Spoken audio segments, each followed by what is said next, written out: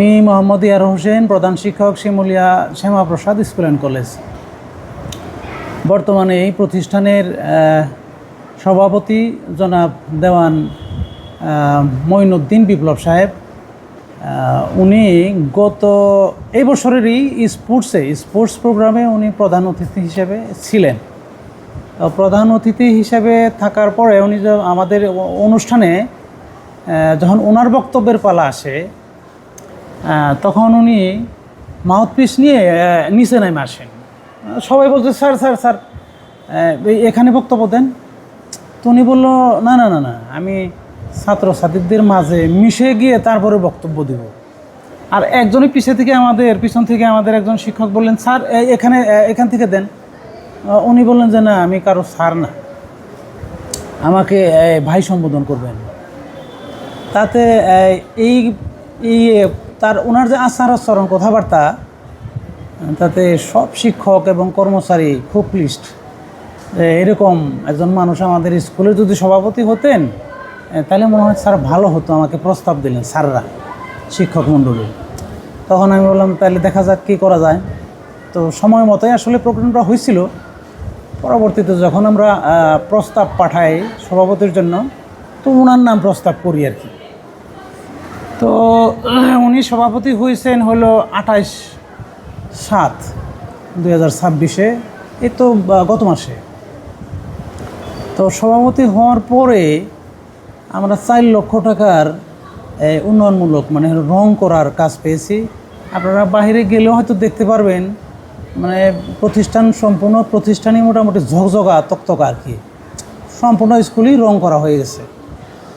আর এই বরাদ্দগুলো কিন্তু আমরা আসলে পাওয়ার কোনো সম্ভাবনাই ছিল না। আমরা এর পরবর্তীতে পূর্ববর্তী যে সভাপতিরা ছিলেন,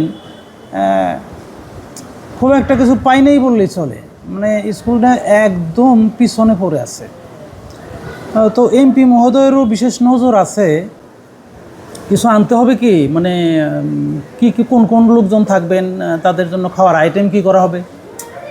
বললো কি, হ্যাঁ খাওয়ার আইটেম কিছুই হবে না, কোনো খাওয়া দাওয়ার আইটেম হবে না। হচ্ছে কিছু ফল, না যদি লাল চা হয় তাহলে সেটা, আমি কোনো কিছু খাবো না। আসলে কোনো কিছু খায় নাই, সিম্পল শুধু উনি মানে লাল চা নিচ্ছেন।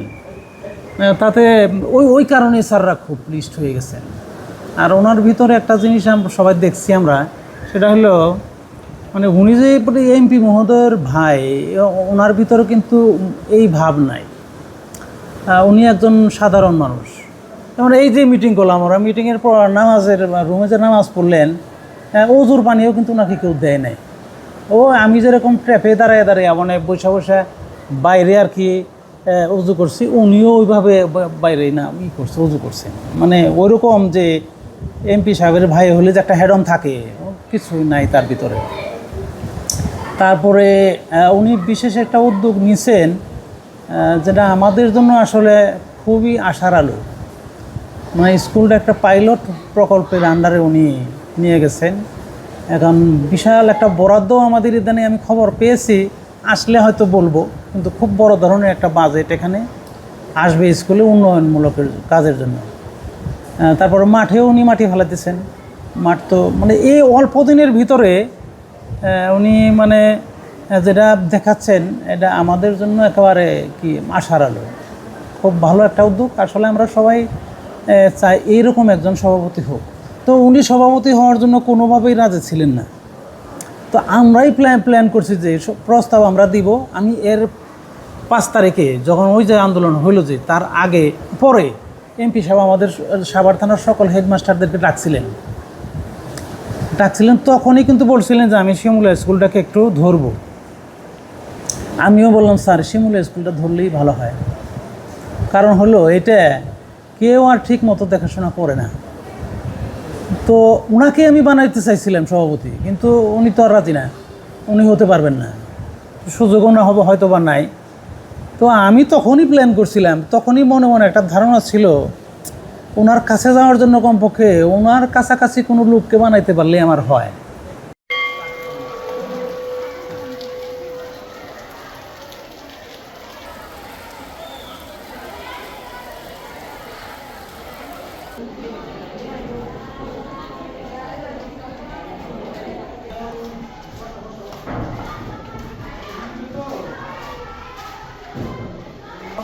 Camera first.